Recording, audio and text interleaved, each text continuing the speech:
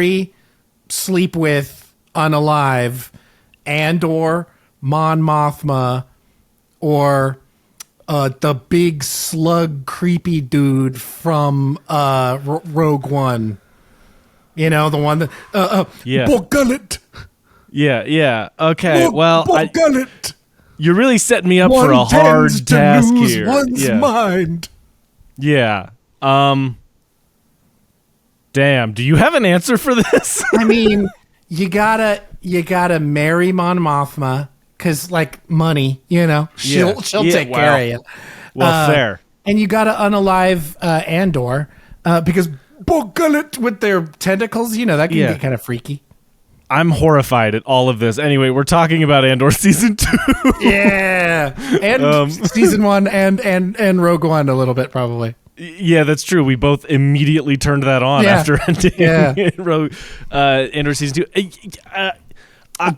Before we get into it, can we do, since we'll be pretty quick on the post it just, as we are recording, it aired last night. And it will. Yeah. Our episode will air tomorrow. Correct? Yeah, that's true. So let's kick this off with some like impressions, like kind of stuff before we get into anything spoilery. Yes. Okay. So I just out the gate, I had pretty high expectations coming in to this season. Season 1 is like absolutely immaculately good. Yeah. And we have an episode on season 1, so go back and find that, listen to that, then come to us. Yeah. This blew my expectations out of the water. This is so good. Yeah. I was a little worried about its strange structure, which if you don't know, this isn't a spoiler, this is very much like they talked about this, is they release 3 episodes a week, and each episode is essentially like 3 days, and then it jumps a year, and then it's another 3 days. Leading straight into Rogue One. And I thought that was the weirdest idea for a television structure. I didn't understand it. I don't get it. After watching it, makes perfect sense. Yeah. I'm super into it, actually. Like, it's kind of similar to the way they do the first season, in the way that there's very much arcs, and each arc takes a certain amount of time. Some of them are just days, and some of them are months or potentially years. But this season has like a year-long gap in between each arc in a really, really fascinating way. The funny thing is, I like super binged all of it up until the last 3 episodes. Yeah. And so, because I hadn't been keeping up, I watched all of it this past weekend and then the 3 episodes last night. And so if you were to say like, oh, episode 6 was crazy, I'm going to go like, yep. Which one was that? I don't remember which one that was, because each arc feels so united. You know what I mean? Like it feels so of a piece. Yeah. It does not feel like they are separate episodes. It's true. My brother kind of talked about it a lot. He's kind of watching it as a movie is essentially what he did for each block that they released. Yeah. And that's really a great way to do it. Honestly, it's just it's like a great analogy for it. Like it would be a full feature length movie. Each chunk is a feature length movie. And they feel very huge and cinematic in all the ways that season 1 did. I would say certain arcs this season play more with theme than plot. Interesting. In a way that season 1 definitely plays with themes and all that, but there's a lot more plot going on in certain arcs. Yeah. I'm specifically like the first 2 are a bit slower and different than the last 2. Yeah. Not in a bad way at all. In a way that I'm actually super into. I really like. But yeah, I mean, it just, like I said, funny thing about this show is I went out to lunch with some friends and they were asking what I was doing. And I was like, oh, recording the podcast. They asked what I was doing and I was like, Andor season 2. And kind of this weird hush fell over the crowd as none of them had seen it. Yeah. And I like kind of looked around and they're like, well, how did you like it? And I was like, I'm going to give a really bold statement up top that I think Andor might be top 5 TV shows ever made. Yeah, I wholeheartedly agree. We talked a lot on the Andor season 1 episode that this is not just good Star Wars, it's good television, period. Yeah. Everything about it is fundamentally really, really amazing. and it just works. You could take the Star Wars shit out of it and replace it, or set it in a more realistic world, and it would still be as good. Yeah. The Star Wars is just the cool flavor we get, the cool world we get to play in. But yeah, so I don't know what the impression for a lot of people is with this show, because literally I said that and one of my buddies scoffed at me. I was like, dude, you have to watch it. Like, I'm telling you, trust me, I was that person before season 1 where I was like, why is this show coming out? Why are we doing this? I was so annoyed when they announced that Andor was going to be a thing. I'm like, Andor? Really? And then it is, here's me also going out on a limb.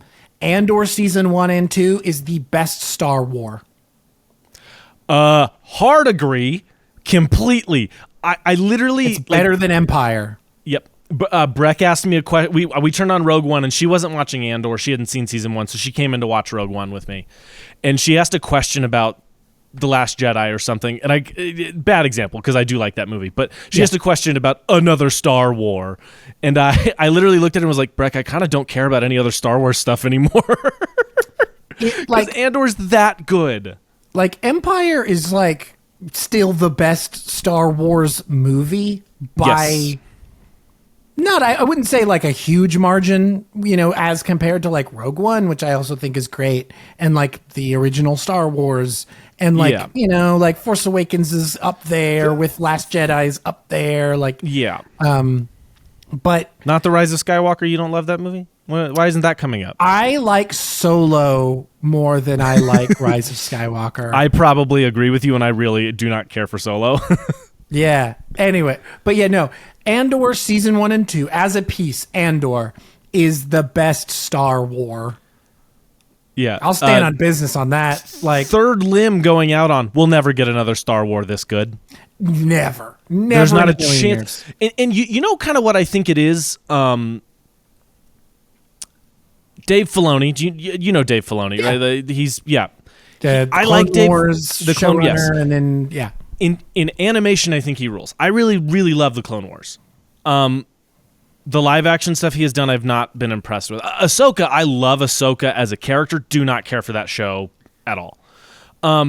He is a Star Wars mega fan. You know what Tony Gilroy is not? A Star Wars mega fan. He just likes fundamental storytelling. He just saw a cool story to tell with this guy and did it.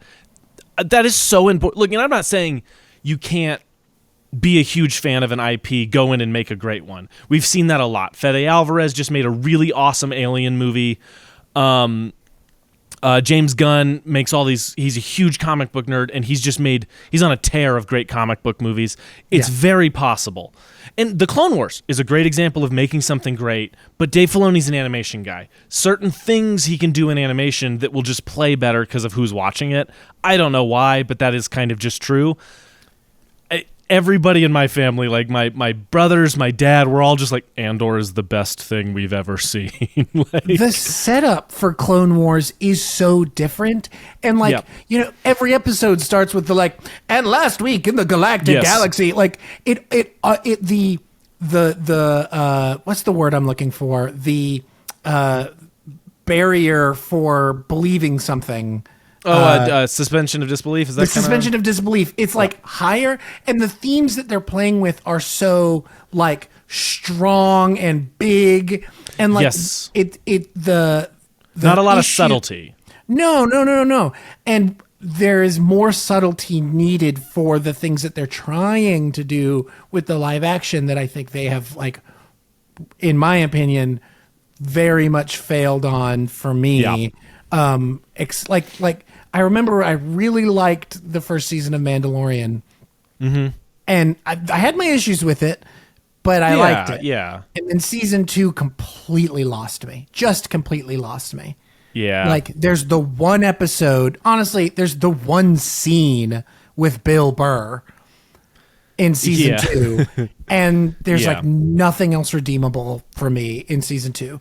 Obi-Wan, or Kenobi, whatever it's called, I did not like that show. No. I did. There again. There's one scene that's cool. Yeah, it's and Ewan McGregor's really good in it. You know what I mean? But in the way that Ewan McGregor is always really good. Right. I saw this video on TikTok or something, and it was a group of people in a room, and it was kind of that like agree disagree game, but they were like, it was like a big version of that, and they said erase Andor or erase the Mandalorian, and all but 2 people in that room immediately walked to the Mandalorian. Like, or immediately walk to like Andor, as in erase Andor. And I was like, that is the problem with Star Wars as a fan base, is we don't care about storytelling. We care about the blue milk being in the background, and we care about the cool speeder, the Naboo speeder he got, and the cute little alien, instead of like actual compelling stories. I tell everybody, it's like Andor is the best representation of what rebellion actually is I've ever seen depicted in media. Yeah. It's like there are other great ones, but something about the way Andor went about showing the bureaucracy of it, the spy of it, the idealistic nature of it, the violent nature of it. Like it spread it all and gave it all and was very honest about everything. It's so much better than any Star Wars thing ever. It humanizes the Empire in a way that makes it so much more scary. Oh, dude. Like watching this particular season of television in the year 2025 was not easy. Legitimately terrifying at times. Yeah, truly. Like after episodes 8 and 9, which is the third block of episodes, I was like amped. Like I was like walking around, like I was like, oh, dude, I hadn't been that jittery after watching something in a very long time.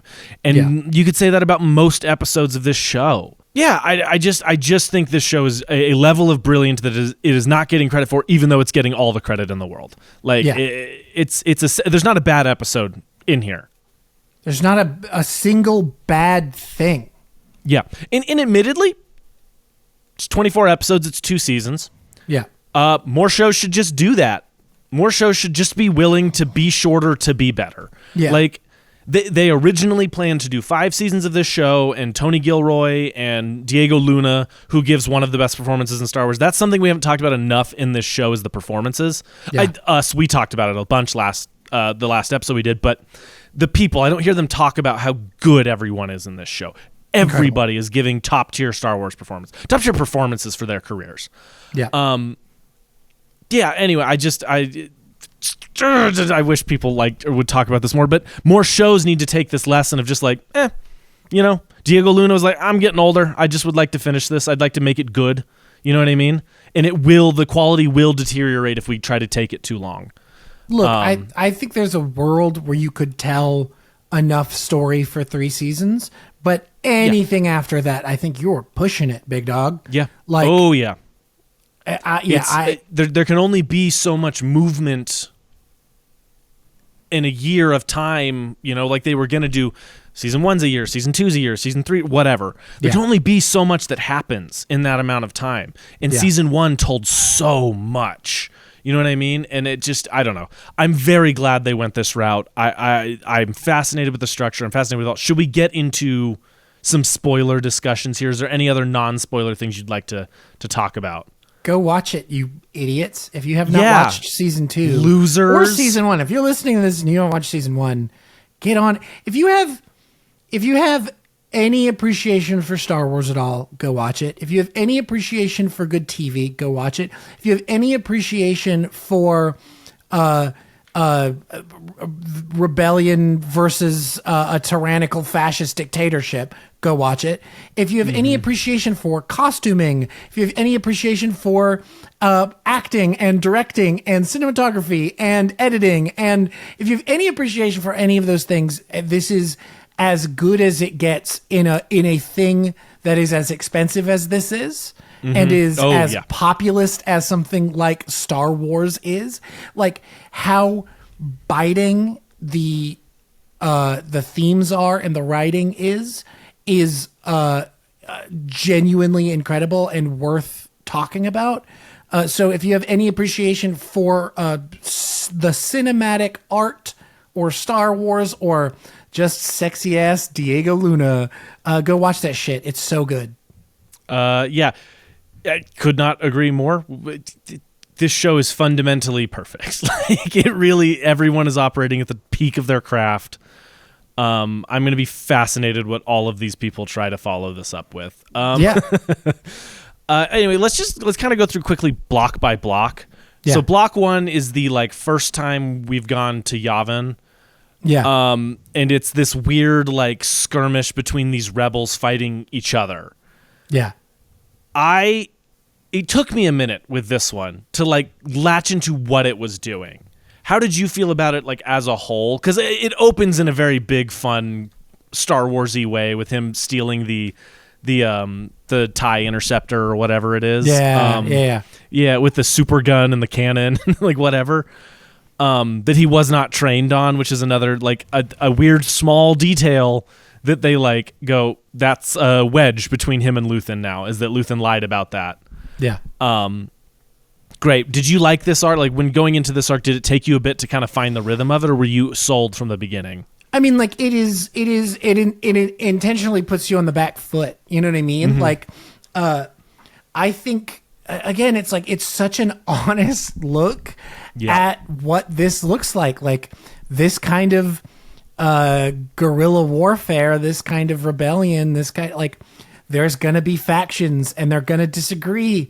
And there's going to, and you know, especially like you're dealing with live ammo, you know what I mean? Yeah. Like, so I like, again, it's like the original series, you know, the original trilogy and the sequel trilogy makes it look like, oh, we're just one big ragtag group of feel good, big hearted people. It's like, no. Like there are people like in to make this even remotely realistic. Like, no, like there's going to be people who disagree, like the way that Saw Gerrera treats the rebellion versus somebody like Mon Mothma. They're on the same side, and they could not be more different from each other.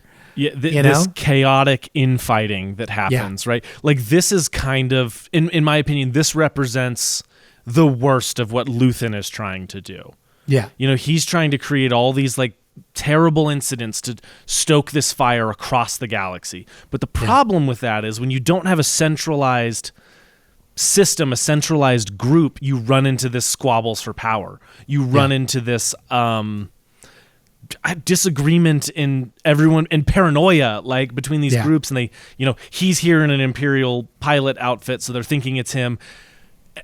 It's just kind of this brilliant little misunderstanding that leads to this group cannibalizing itself, destroying itself, you know, and all told within this weird space rock, paper, scissors game that I thought was fantastic. Right. And I think that's like a brilliant way to start Andor on the journey, because season 1, he's very much like the lone rebel, you know what I mean? Like he's got to lead people and he's got to get people to work together, but he's very much, I'm in it for me. I want to do it my way. And then by the end of that, you're realizing maybe that's not who he is. And this furthers him along the path of being like, no, we have to be a team. We have to do things differently. And I really like that. Any other thoughts on block 1? Block 1, that's the wedding with Mon Mothma, right? Yes. Oh, we didn't even talk about the wedding with Mon Mothma. Man, again, I was so focused on Andor. Yeah, like the just the design, all the costumes are so good. All the costume, the costumes, bro. Yeah. The costumes are so good. Another thing that I think this show does incredibly well, and this is like more or less like a season topic as opposed to just a topic about this one arc, is I think this show, better than any other Star Wars thing, really bridges the gap between the prequel series and the original trilogy in terms of aesthetics, in terms of design, where it's like there was the complaint around the prequel series. It's like, why does everything feel newer and more futuristic in the prequels than it does in the original trilogy? And it's like, that's because the vast majority of the thing that we feel like feels newer is Coruscant. We're spending so much time on Coruscant, which has this like very chrome City of Tomorrow kind City of Tomorrow thing. Rounded, swoopy designs. Same with Naboo. Naboo has a very similar aesthetic where it's like it, and I think what Andor does so well is it bridges the gap in those time periods where you can feel the designs, even of the car designs within Coruscant, start to take on more of a blockier aesthetic. It isn't as swoopy and futuristic as it is a bit more utilitarian, a bit more right. Well, and I also think adding to that exact same thing, it's so ground level. So much of what we see on Coruscant really is just like them walking down the street, a block of shops, an overpass. You know what I mean? It's not these giant swooping shots of the city. There are those, of course, but it's not all that. But the wedding, the exchange between Mon Mothma towards the end of it and Luthen, where he's essentially implying he has to have this man taken out, and she's like, well, I don't know what you mean. And he's like, how nice for you. I literally was so angry about that. I was like, that is a perfect line of dialogue. That is so good, right? There's no speech. It's just that. And then I've heard some complaint from boring people that the Mon Mothma dancing bit is lame, and to those people I say, you're boring. Like, you're not cool. That is the coolest thing, because it's so haunting. It's so scary and sad.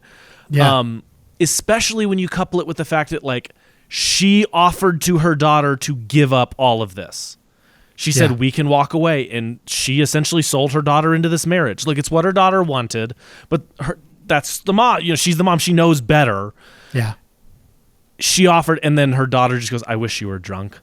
Yeah. And you're like, I might cry at a Star Wars thing. What's happening right now? I can't follow this. I don't know what nerd thing is happening in my body.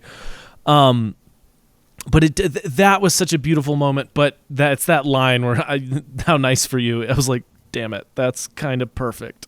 Yeah. And then did you like that they added Krennic? Yeah. I love it. I love genuinely, yeah. His fucking it's not just spiders is like, or whatever the Star Wars. Yeah. He is chewing up the scenery. I fucking love Ben Mendelsohn. Mendelsohn. He is so fucking good as Krennic, and he is just like no, like the whole time. And you can tell this time around he's just able to have more fun, especially in these early blocks where he's just kind of there to like be a presence and set the stage and make the through line through Rogue One make a lot more sense. I was talking about this to touch lightly on very heavy subject matter. That scene of them bureaucratically designing a massacre on a planet is very much based on an actual thing that happened in World War II Germany before the war, when they decided what to do about, the Holocaust and these things. Like, it's like, that is not the only time that has happened in history. Oh, no. But I'm just saying, Tony Gilroy. Yeah, Tony Gilroy said, he's like, I based it on that. He was like, 1-to-1, that's what it is, where it's this weird brunch-in where they plan a massacre. You know what I mean? Like a genocide. Like, over lunch. And it's just like the casualness with which he wanted to go about it is terrifying. And if you think art isn't political, think again. It's all political. You know what I mean? It's by purely existing, it's political, even without political intentions. I don't know how you could watch the original trilogy. I know. It's like it's a war. Wars are political. Like it's an empire and a rebellion. Like the media literacy. Yeah. The media literacy on these things is so far beyond gone that I just don't know how to comprehend it. Look, I could hear you go, look, Cars is not political. Like, I could make arguments to say that Cars is political, but like, it's not political in the same way that Star Wars is. It is like in the fabric of the DNA of what Star Wars is. And people are so dumb about that kind of thing, because even if it's not like political and policy, it can still be like socio-political and like it can still have all these other things that don't directly lie into like legislation and things, but culturally political. Like, it can be actual other things. Everything is. You can't find one piece of art. Patrick Willems makes a great argument that Ghostbusters is actually about nothing. In a video from like 7-8 years ago. But everything's that about long something. Ago? It might have been longer. That was like an early video for him. It was. It's a great one. But anyway, I just the 1-to-1 that this show is playing with is terrifying. Yeah, it is so scary today. I can't get that out enough. Because anyway, again, as I said earlier, it's like it is both so human, like it humanizes the Empire in a way that we've never seen them be human. Yes, it isn't that just this larger than life, deity level evil incarnate in the Emperor. No, it's everyday people making decisions to kill people en masse for a resource, for a rock in the ground, putting an entire planet's worth of people. All right, let's not say a planet's worth. Let's say freaking Iraq and the oil. You know what I mean? Like, it's a one-to-one. Yeah, there's so many one-to-one comparisons. Yeah. And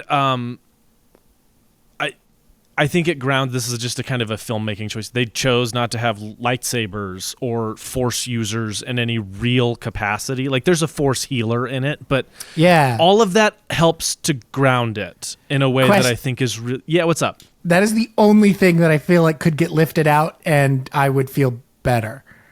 I did not need that scene with the force healer lady and Andor and him like questioning. How do you feel about that? Because I did not feel, I did not understand its inclusion. To me, he doesn't want anything to do with it because he wants out. He wants to quit. He can't have somebody tell him he's important.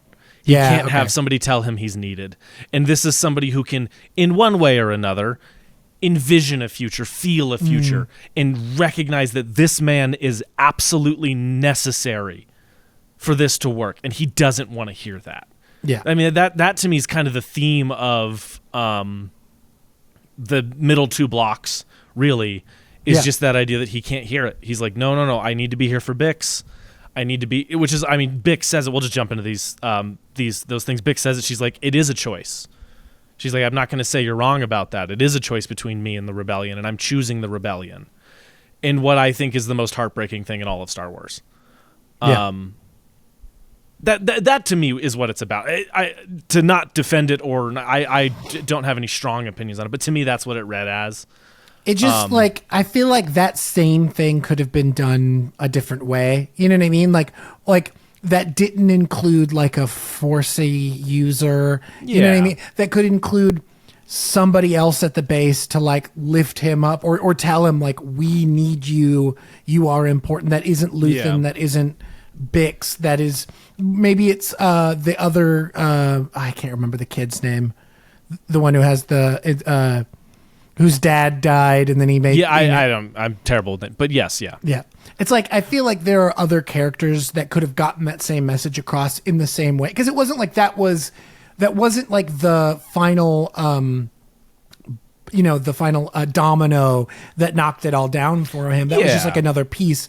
And it was like, this show has been so separate from the Force, has been so separate from the spacey, wacy, timey-wimey-ness of Star Wars, which I'm not trying to belittle that in the other movies and shows and things like, the Force is cool, but like, that feels so separate from what this show is trying to do. And so its inclusion, I was just like, we didn't need that. We didn't need a Force user to tell him that he's special. We needed a kid or or a friend or a general or a person of power to tell him that he is meaningful and he has meaning. Does that make sense? I totally know what you mean. I my one thought on that would be that Bix also needs to hear it, and I think Bix is the one that has to make the harder choice of leaving him. And so she needs some level of his shoulder is healed somewhat. She needs some level of literal tangible proof to throw her into making the biggest choice ever. That's a good argument. I don't know if that makes it... I will hear that argument. That's a good argument. I think there's something to that. Not that there's not another way you could do that. She could see the effect Andor has had that he can't see in other ways. Yeah. So I don't know. I'm not going to super defend and/or not defend it, but to me, those are the things that come to mind. It's such a small thing. Again, this is the level of complaint or constructive criticism or whatever of critique that I have on it is that one thing that was 45 seconds long. Yeah. That doesn't really hurt it. It just didn't feel like a necessary inclusion for me, where everything else is so necessary and they aren't doing it isn't like Luke Skywalker drops out of the sky and goes, "You're important, kid." It's some random woman that we only see once again in the future. but it of all of the things in the show, it is like the one thing that felt this fan servicey. I don't think it is. I think you made a good argument of like, no, that is more for Bix than it is for him. Great argument. But it's like the only thing that on first blush kind of hit me as like, see, the Force is everywhere. It's like, yeah, we know. Yeah. Like, we know. Yeah. It's a great point, and I think you're right. If there were to be something, that might be a good thing to like knock on. But again, this is the things that there are to complain about in this perfect TV series. All right, Gorman. Yeah, so the beginning, like Gorman gets 2 blocks in this, which I think is also very smart. And there's that line Dedra has where she's like, when they're deciding what to do about Gorman, and they essentially just go, "You need an insurrection to do the wrong thing." Yeah. Right? Which is, by the way, also scarily similar to what Luthen wants. He wants to radicalize the average person, not just the people who are willing to fight. And to do that, you have to make the Empire strike harder, right? Yeah. And that's the dueling ideology of what the Empire believes is that they can be so strong they can overcome it, and he believes that, no, you can't. Once you unleash this, it's over. You will inevitably be defeated. And I think that's a great ideological... It's so emotionally complex and like adult to discuss like the good guy also wants a genocide to happen. You know what I mean? Yeah. Because it will stir up the people. It'll stir up someone like Mon Mothma to speak out in what is just a brilliant, like, spine-chilling speech that she gives. That is terrifying how accurate it is. Yes, dude. The death of objective truth is the greatest triumph of evil, or whatever the exact quote is. But yeah, that first block is very much theme and setup. Andor goes. He tells him it's not worth it. Luthen goes anyway. Another wedge in their relationship. You know what I mean? And we're building... The lines in her speech are thus. Oh, yes, please. I stand this morning with a difficult message. I believe we are in crisis. The distance between what is said and what is known to be true has become an abyss. Of all the things at risk, the loss of an objective reality is perhaps the most dangerous. The death of truth is the ultimate victory of evil. When the truth leaves us, when we let it slip away, when it is ripped from our hands, we become vulnerable to the appetite of whatever monster screams the loudest. This chamber's hold on the truth was finally lost on the Gorman Plaza. What took place yesterday, what happened yesterday on Gorman, was unprovoked genocide. Yes, genocide. And that truth has been exiled from this chamber. And the monster screaming the loudest, the monster we've helped create, the monster who will come for us all soon enough, is Emperor Palpatine. Yeah. You could just change the words a little bit. Like, you could change 2 words. Yeah. Gorman Plaza and Palpatine. Yep. And it's pretty much howdy, just today. We're here, boys. Yep. Oh, shit, I'm on TV. Yeah. Is this play about us? Is this fucking play about us? Yeah. God, I'm terrified. Yeah, so it's like that is the crescendo in this, right? Yeah. The last arc is not a crescendo. This is the crescendo of the show. The last arc is really just the emotional line, the final break of everything. Yeah. Let's talk about the Gorman episode. The episode that the second, the episode 8 and 9 is Mon Mothma's speech. Yeah. The Gorman, you described it best in that it's a horror movie. Like, yeah. You're watching something terrifying for like an hour. I mean, like, even let's go like just to go back a little bit further. It is so 1930s France coded. It's not even funny. Oh, the language is very based on French. Like, it's French phonemes, but not French words. And so, like, French people have said, like, they are speaking in a perfect French accent, but they're speaking gibberish. Which is like, and they're not speaking gibberish. It's a conlang created, a constructed language. And so, like, the look of the city, the clothing is so 1930s France. It's, again, if you can't see this as 1930s war against fascism. You are so stupid it hurts. They're called stormtroopers, guys. Yep. Like they're literally like the outfits look like a very specific outfit of the Empire higher ups. If you really, it's not that serious. Yes, it is that fucking serious. It is. Art is important. Stories are important, and we need to start paying attention to what they're telling us. Desperately, please. But that final moment where they finally open up the plaza to let them come in and and speak their truth.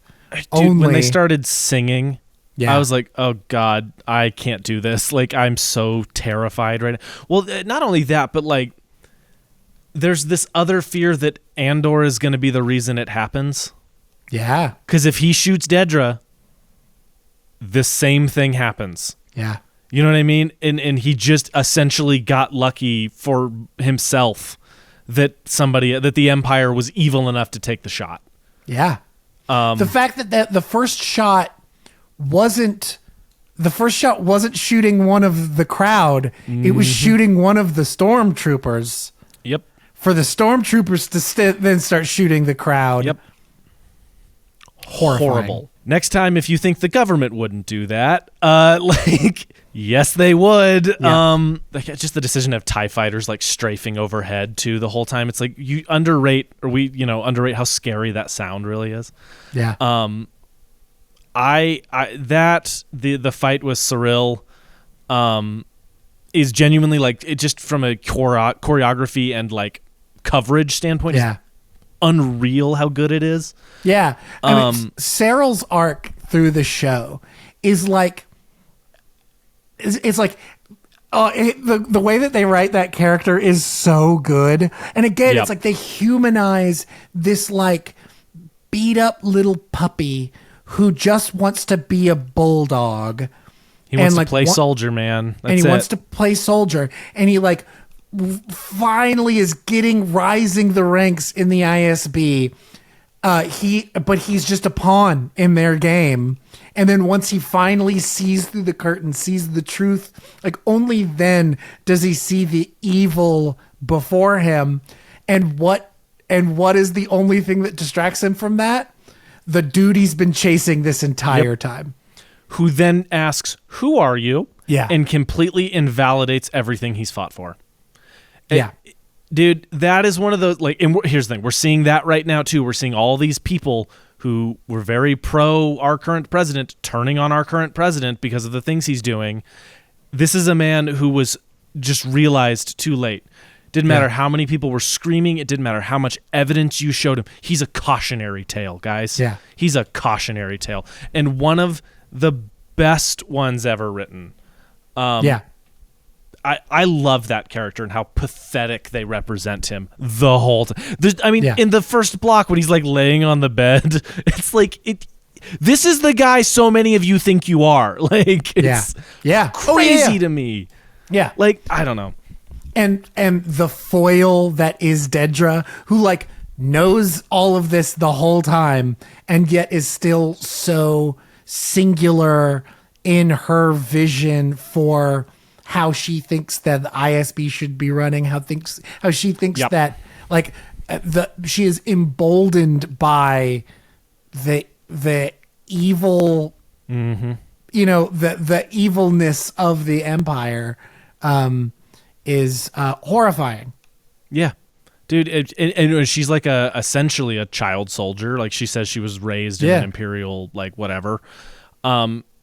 It's so honest. It's so I'm in awe and like baffled by how good this show is. I don't understand how it happened. The amount of like horrifying like imagery of people being slaughtered is like you're not seeing heads rolling down the street, but they are not pulling punches. Like no, you're seeing Yeah. Well, and then they always find a way to humanize it for characters really well. Like it's when Andor's driving away and that single tear rolls down his eye, and it's like this has happened to him before. On his home planet, there was a gas leak that was maybe or maybe not intentional, and another mining based thing that they needed a resource and they needed less population, so they took care of it because they could. Yeah. Diego Luna plays all of that so brilliantly and so Incredible. well. Like, I don't think he has gotten enough credit for how good he truly is in this show, because he's giving maybe the best performance in a Star Wars thing, specifically in these 2 episodes. Yeah. The way in which he is moved by Mon Mothma's speech, you know what I mean? The way in which that is a turning point for him as well. Yeah. Brilliant. Like, just generational stuff here, guys. Diego Luna, awesome. I didn't know if you guys knew. Yeah, man. This show is genuinely something else. Like, if you haven't watched it and for some reason you've gotten here, just watch it, and then if you watch them one at a time, watch 8 and 9 together. If you didn't, whenever you did watch it, watch 8 and 9 together. It will haunt you. Like, literally, I had to like leave the house after I watched it. I was so amped up. It's crazy. Watch them as arcs. Watch them as movies. Yeah. Like, I think that is a really powerful way to watch the show. Like, it's like, it feels intentional. Like, I know it isn't technically, because Tony Gilroy said, he's like, I did not know that's how they were going to release it. We only found out as we were finishing editing that was how they decided to release it. So, but like, even then, it worked out. It's an incredible way to watch it. Yeah. Luthen. Let's talk Luthen's End here. So well done how they handle this, and how they put at least the burden of carrying that episode on his assistant. I cannot remember his name. Essentially his daughter. Yeah. And how she has to carry out this mission. Clea, yeah. I was shocked when in the last 3 episodes Andor essentially didn't show up in all 3. You know what I mean? Yeah. But I was like, this is the perfect place to put this. Yeah. You know, this lesson on what rebellion is and what you're willing to give up yourself, and how he really doesn't want her to be him, even though he wants everyone else to be. Yeah. It's so good. The bridge scene when she's a little kid and he clicks the button and doesn't let her watch the boom, but the aftermath is what he lets her see. Yeah. And just that line of like, life is always showing us what we have to lose. Yeah. Beautiful. The prose in this show, we talked about that. You talked about that specifically a lot last time, but like, the prose in this show are so good. Like, it is so subtle when it needs to be. Like, when it uses one line where other shows would use 3, like, it can cut right to the quick, and is also not afraid to be verbose, is not afraid to make it a monologue. Like, I mean, like Mon Mothma's speech. It's like, it's not a short, I only read half of it. I didn't read the first half, I read the second half. It's like, it's not a short speech, but it's incredible. It's incredibly well written. Like, it's I mean, and this is a line from Rogue One, which, by the way, I found out Tony Gilroy's son told him to put in the show, which is, rebellions are built on hope. Yeah. You know, that moment is not, there's no swell of music. You know what I mean? I hope this works out for you. Rebellions are built on hope. Yeah. And what that means for Cassian, dude, chills thinking about it. Like, in any other Star Wars thing, they would play the theme right at that moment, and you'd be like, well, now I feel like I'm being forced to feel something. And this, it just lets you sit in it and sit in his reaction of like, I think that's right. You know what I mean? Like, I'm going to go do something terrible right now, but I think you're right. Yeah. Man, this fucking show. But Luthen's End is perfect, I think. I think this is exactly how a character like that has to finish, right? And I think what you were bringing up earlier about like the way that Cyril's story ends with like, who are you? Like, similarly, like with Dedra, she's like, I've been waiting to find you for so long. He's like, I've known about you the whole time. Yeah. You know what I mean? Like, again, that like cuts right to the quick of like, you think you're winning right now. It's like, I've been winning for years. You've just finally caught me when I made it easy for you. Like, like, only now is it possible for you to find me. Only now did I let this happen. Did I let it get this far? This show makes Rogue One better. It makes it more tragic. I said the same thing to Megan. Yeah, it's legitimate in the same way that like Better Call Saul makes Breaking Bad better. Right. The reveal that Andor has a kid that he doesn't know about, that he'll never know about. Yeah. And who knows if Bix ever finds out what he gave up. Yeah. Like, I choose to believe that she does. I mean, she has friends. She has people that they both know who will go tell her this thing. Yeah. But exactly what Andor did. She lived on did. Yavin 4 for years. So, yeah, like...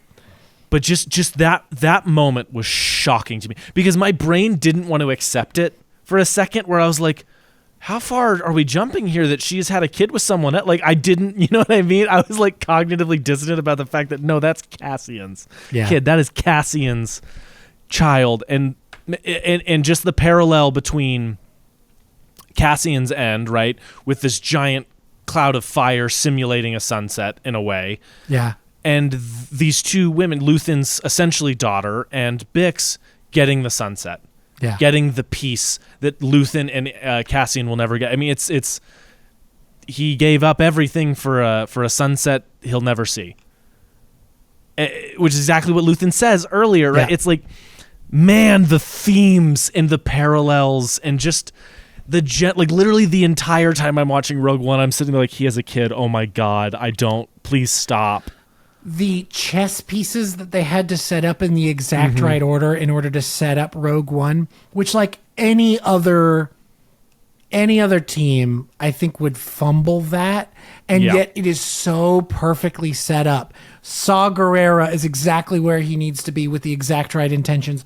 Mon Mothma, Andor, like all of the the message for the Clea getting the message from Luthen, giving it to the rebels not really believing it, needing to go double check it. Like those I was so afraid that it was going to feel kind of forced, or they were going to get a detail wrong, and it wasn't going to fit with Rogue One, because they've already done that a couple of times with the like backstory of Andor from after Rogue One came out and before Andor. It like his there's like an encyclopedia about Andor in his backstory. They changed everything about his backstory from that book. Now, in the show they actually reference it because he's like supposed to be from like Coruscant or something. I'm wrong. He's not supposed to be from Coruscant, but he's supposed to be from this other planet. But then they actually mention the planet he's supposed to be from in season 1, saying like, as if that's one of his like backstory, like his like lies. I'm like, what a great way. And they do the same thing with K2. There's a comic book, like in-universe comic book that's supposed to be canon, quote unquote, about how he found and how he found K2 and their storyline together. But they completely changed it for the show. Now it's a comic, like that's not some huge part of the, some structural part of the canon, but like, I was really afraid they were going to do, not based off of that stuff, but I was really afraid there was going to be some chess pieces slightly out of place. Yeah. Or like something that isn't going to quite line up. And so I literally was like, I got to watch the beginning of Rogue One just to see. And no, it's like, it is so perfectly set up to get you right into Rogue One. It's masterful without feeling forced, without it feeling shitty, like a shitty end to the show. Like, because the show still feels so solid. It doesn't feel like you need Rogue One to understand the end of Andor. Yeah. Oh, completely. I legitimately think Andor seasons 1 and 2 play perfectly fine on their own. Like that, this could be the end and you just know he's off to go to war to keep doing what he's always doing. Yeah. That is a perfectly fine way to end this and never have Rogue One. But we have Rogue One and it slots in perfectly. Yeah. Other thoughts, other feelings? I mean, there's so much to cover. It's impossible to do. There are two things that I feel differently about Rogue One, having seen all of Andor. Okay. There's two things in Rogue One where I'm like, there's the scene near the end where they're about to go to Scarif and they're like on the ship and it's with all of the rebel folks and what's her name? Jyn.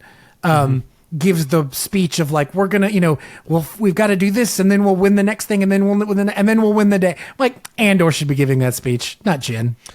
Yeah, and like, this is Jyn Erso's movie, but this is Andor's team. Like, yeah, I agree. And then the scene of them in the elevator where they have that, like, where they're really close and like, it's like, will they kiss? I don't know. Like, it doesn't, like, once they get on the beach and they're like hugging, it feels very like platonic, like we're about to die. Like you know what I mean? Like, but there's something about them in that elevator that feels so like very intense and like romantic. Or I'm like, honestly, they could have been holding hands and it would feel less romantic than it does them being so close and like looking right in each other. I don't know. Like that was the only two things after watching Andor where I was like, oh, like I wish that was just a little bit different. But it's like such a nitpicky thing. Like it's still incredible and it still leads in so well. His character slots in so well into that movie based off of all this background that we've been given that we didn't have before. I agree. Let's remake it, but make him the main character. Yeah. It's like literally just change those two things and make him give that speech and don't make it look like they're about to make out in the elevator. Yeah. And I'll be fine. Rogue One is quite good though. It's like not my favorite Star Wars thing. It feels a bit globe. The pacing feels a little weird, and that's just a byproduct of it having two directors. Yeah. Which for some reason became a thing in the Star Wars movies for whatever. Let's start talking about Solo. What's up? What's up, Solo gang? But yeah, I agree with both. I agree with both of those. I think that specifically the speech one, Andor should have given that speech. Yeah, it's like those are his dudes, man. Yeah, literally, one of them he broke out of prison with. It's the same guy. Like, which that is some good shit. That's some good shit. It's the willingness to bring back all those actors. You know what I mean?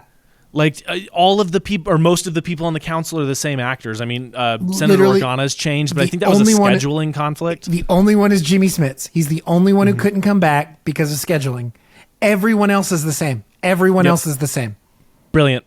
So good. Helps it so much. Yeah. And Benjamin Bratt as Bail Organa, phenomenal. Like, phenomenal recasting. Like he carries that so well. And he's doing his own thing. He's not doing like an impersonation of him at all. 100%, he's really but he still feels like the same character. Like, he's still the same character. Yep. Yeah. Great stuff. I have been so pessimistic about Disney as a whole. Yeah. For the past few years, like since Rise of Skywalker, since the end of Phase 4 for Marvel, like I have had very little to hold on to that I like. Yeah. It's like Guardians 3. Deadpool and Wolverine's a lot of fun. But it's got a lot of issues. Yeah, but like I'm coming up blank on anything else that I really like. And Andor is like the one shining light in this shitty corporate universe. I can't believe that they okayed this. Like, yeah, I think about that often of like what regime change at Disney was happening that this was able to like slip through the cracks. Or kind of like a la Midnight Mass, like, or was like Midnight Mass, there was that good? Yeah. Did they actually see how good and talented these people are and say, you know what? No, fuck it. Here's $150 million. Like, I wish that's what it was. Well, that being said, I think it's the fact that it apparently generated between its two seasons like $300 million in subscriber money. Yeah, based on whatever. I resubscribed to Disney Plus for this show. Yeah, and bet your ass. Now that I'm done, buy Disney Plus. Delete. Yeah, it's the best shit ever. It's so good. Yeah. Lessons. I mean, or any other final thoughts, and then lessons and whatnot. If you're gonna. This is like one of my ultimate opinions about sci-fi is that the thing that sci-fi is best at is showing what reality looks like. Is taking a fantasy lens and looking at reality. And I think like Andor more than any other thing in a long time, as definitely in the Star Wars universe, is an incredible magnifying glass at the truth of the real world, not just this fantasy world, not just this fantasy story. Which, like, look, we love the hero's journey, we love Luke Skywalker, but at the same time, like, this is real life, man. Yeah, and like it can take this fantasy setting and bring it down to the real world in such an incredible way, and I think. If you want to tell a story about the real world, there's a way to do that in sci-fi that is more palatable for the everyday person and can even cut deeper than a movie set in the real world, quote unquote. Yeah, I could not agree more. To piggyback on that, my lesson is essentially just that, like, to achieve that level of honesty and reality and parallel, you can't judge your characters. No. Everyone is the hero of their own story. Yes. Everyone has to have beliefs, and those beliefs have to be to their core. So when you shake them, it's earth-shattering. But you can't be sitting there like, Dedra's evil. You know what I mean? She is. But yeah. You as the writer and as the director can't look at it that way. The actor certainly can't. You know what I mean? Like, you can't play that if you know that. You know what I mean? It's they have to be the hero of their own story, and you as a creative can't sit there and judge them. After the fact, once you watch it, judge away. Go ahead. It's out of your hands at that point. But when you're making it, that person has to be the hero of their own story, or else it's gonna come across as like cartoonishly evil. And that's the last thing you want. You know what I mean? You don't want anything that verges on satire. For it to feel dishonest, it can't be satirical. And I love satire. I think satire is one of the great tools of art. But this isn't satire. It's parallel. It's like it's a fucking mirror. Like, it's a mirror that they gave blasters to instead of guns. Yeah. Like, it's anyway. That's just my. And lesson. all the guns are based off of World War II guns. Let's talk about that too. Yes, they are. This is the best show of all time. It's the best show based off of an IP like this.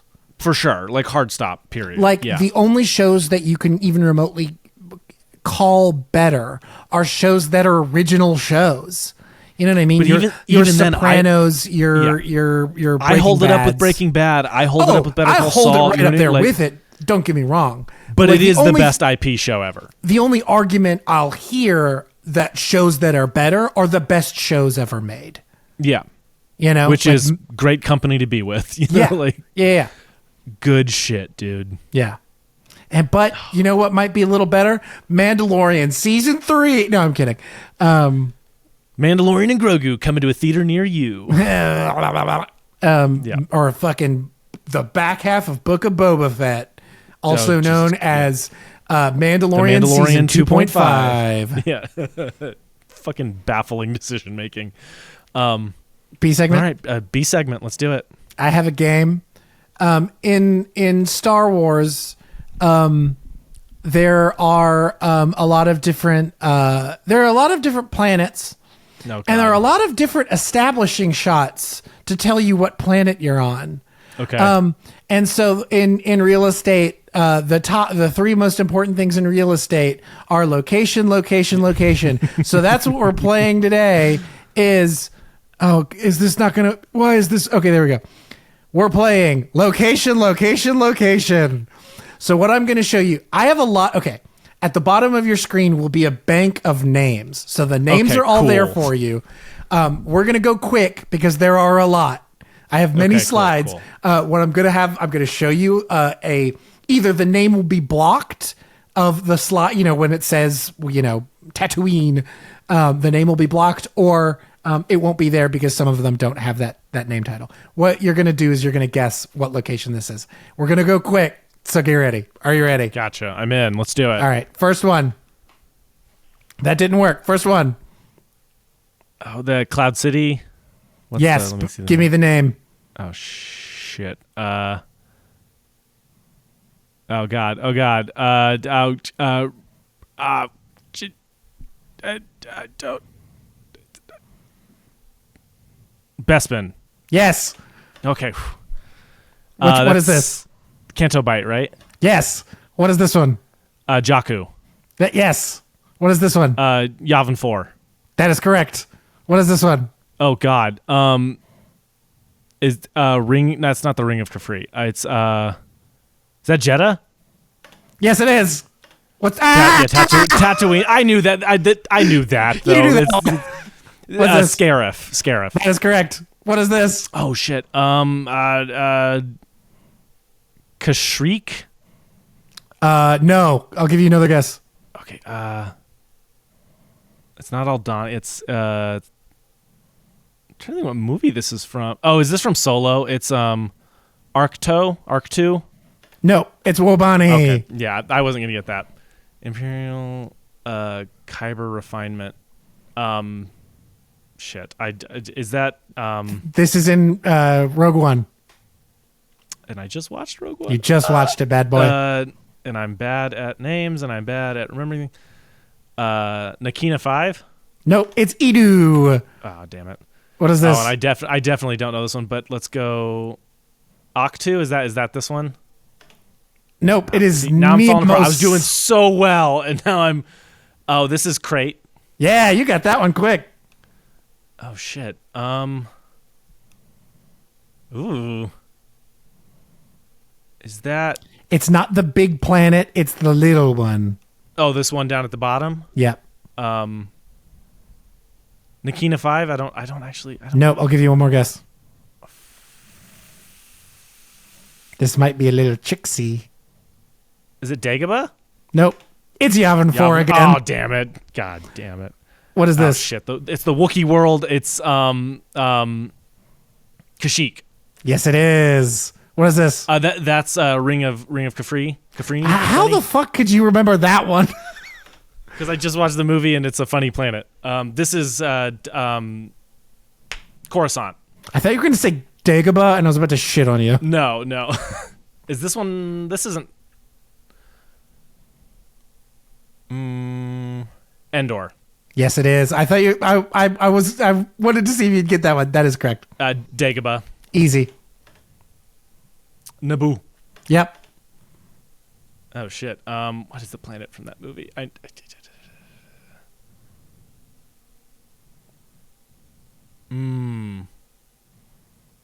Is it Wabani?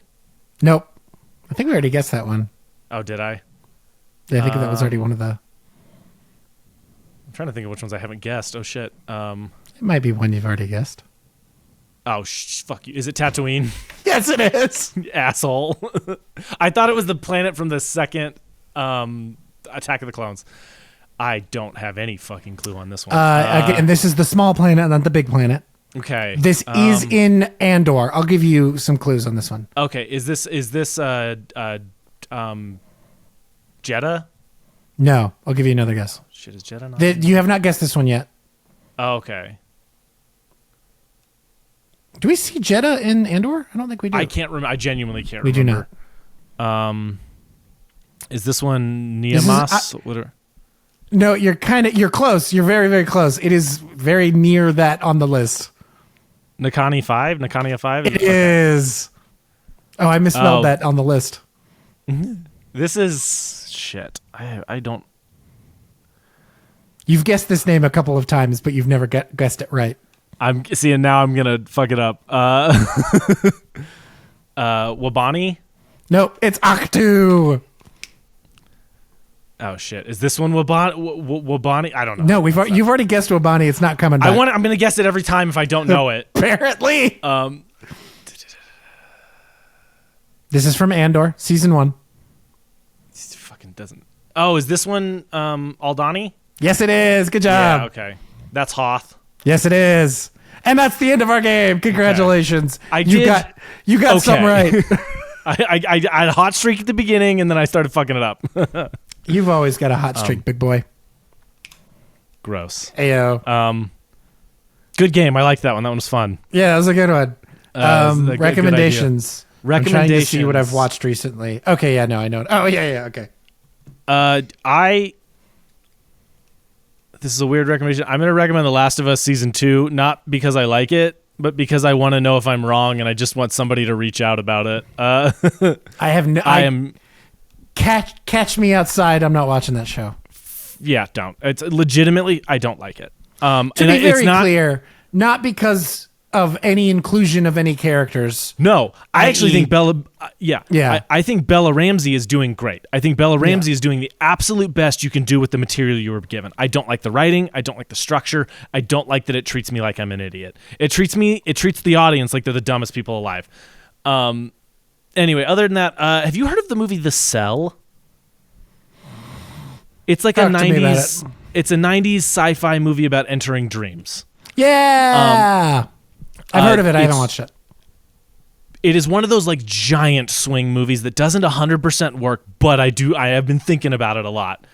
So I really enjoyed that. I also recommend the original Candyman, which I thought was a very good movie. Hell yeah.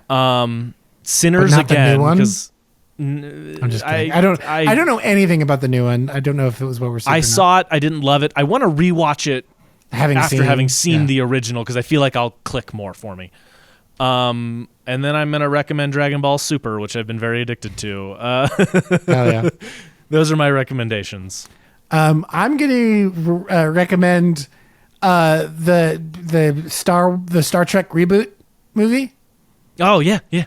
The one with Chris Pine. That movie awesome. is a lot of fun. It's not perfect, and it's not even great, but it is a ton of fun. And like the casting is really good and fun. It has all these moments of greatness in there. These moments where you're like, "Oh, this movie is amazing," and then it kind of clicks back into being what it is. But like, I like what they do to shake up the original series. Like, you know, like it isn't trying to do the exact same thing in a way that I appreciate. I think they make it a little too militant in a way that like the show isn't, and like, it shouldn't be, and then but I think, man, like Chris Pine is putting his whole Pinussy in it, and like I love Carl what happened to Zachary Quinto? I really like him in these movies, and he's just nowhere now, and that's sad because I like Zachary Quinto. He's a very good actor. He's a very good actor, and everybody in the series I think is really good. Yeah. Anton Yelchin, rest in peace. Yeah. He's so good in this, so fun. Like Simon Pegg. Yeah, Simon Pegg. My favorite human. And then I'm going to talk about, but I don't necessarily recommend Star Trek Into Darkness. I watched it again for the first time in a really long time. That movie is not good. It's really meh. And it is even more militant than the first one is. And man, it is super comfortable with like the whole giant buildings of people getting blown up and destroyed. Like when the star killer fucking thing lands on top of whatever San Francisco or whatever fake city it is. And it just like knocks down like 17 buildings as if there aren't thousands of people. Humans it's like, in there, it's like it's not 9/11, it's like 9/20, you know. It's a weird, and I think I may have even talked about it on the podcast, but like what they do with Khan, where it's like if you haven't seen Wrath of Khan, or even the episode that he is in the original series, if you haven't seen those, this kind of means nothing. Like the moment, but it's a huge moment. Yeah. And it just like doesn't really mean anything unless you've seen those. Because like I'm pretty sure when I saw it the first time, I had not seen Wrath of Khan, and then I watched Wrath of Khan, and I go, "Oh, that's what this is." Oh, okay, I see what they're okay. And like I think, like don't get me wrong, like I think the casting is good. Like I think is a really good Khan, but I think that movie is bad. Yeah. And then another movie I will recommend that I genuinely love with my whole heart, which I think we've done on pod. Dungeons and Dragons: Honor Among Thieves. I love that movie. Coincidentally, I think I watched most of it the day you watched it, just by complete happenstance. Like I love that movie. Why? It's great. Why don't we have 3 of those already? I would take one of these every other year. Like same. Like make a There's like infinite possibilities. It's a fucking D&D campaign. There are infinite possibility. It could even be different. Like, I don't need it to be Chris Pine again. Like, I don't need it to be those same characters. But, like, give me the same, like, world and the same, like, vibe. Or give it the same characters. Team, I don't give a fuck. Yeah, like, this thing, my opinion is give me the same characters. Just throw in a new guy, sub somebody out. You know what I mean? Just, like, keep the team fresh. Yeah. Dude, that movie's awesome. Fun. And I love that movie. It's like, like it's not perfect, and like, but like, god dang, it's like so fun and so. It's like the best heartfelt. of what it needs to be. You know what I mean? Like, it's doing the thing it's supposed to be doing. I don't know why it wasn't more popular, because it like just is a bucket of fun, and it looks really good. Looks great. It looks great. The practical effects are awesome. Phenomenal. Oh my god, they're so good. Oh, that's another thing we didn't talk about for Andor. This will be a tiny and to append the Andor conversation. This is the best looking Star Wars, the best looking Disney television show. Hilarious what happens when you don't shoot in the volume. Yeah. When you go to real locations and just extend it. Yeah. When you're not Greg Fraser and because you're not Greg Fraser, you don't shoot in the volume. These shots where they're like spinning around, you can't do that in the volume. You know what I mean? Like, because you'll shoot the camera guys. Like it's the volume sucks if not done by exclusively Greg Fraser. Yeah, like they have talked about how they didn't use the volume because like this isn't the show for that. Like it feels like so many of the other shows, like they needed the volume because of the Mandalorian and his costume. Like it was a practical decision why they were using it, not as a cost-cutting bullshit. Like we can't get a street in a city. Yeah. Like yes, you can. You're Disney. Like you can afford a city street. You can make a fake street. Like truly. And the show looks incredible. Like it just looks incredible. All of the practical sets, all of the practical costumes, all of the practical effects and aliens and stuff. Like it all looks so good. And just extending it, just like what you said a second ago, extending it with CG, making it, deepening it like that, but using practical locations, using real world locations, makes it feel so much more real and lived in. Oh, yeah. It's so good. Genuinely beautiful craftsmanship going on in that show. Yeah. Yeah. Shit rules. Yeah. Any other? Yeah. Fox Warren, Andy Schaaf's side project, released a couple singles. Listen to Me, the number 2 to Me, just got released a couple weeks ago. It's really good. Go listen to it. Hell yeah, I will. Yeah, got a whole bunch of seasons of shows to watch, some Star Wars to watch, some good movies, some weird movies, lots of stuff. So you should go do that. Or I don't know. Live your life.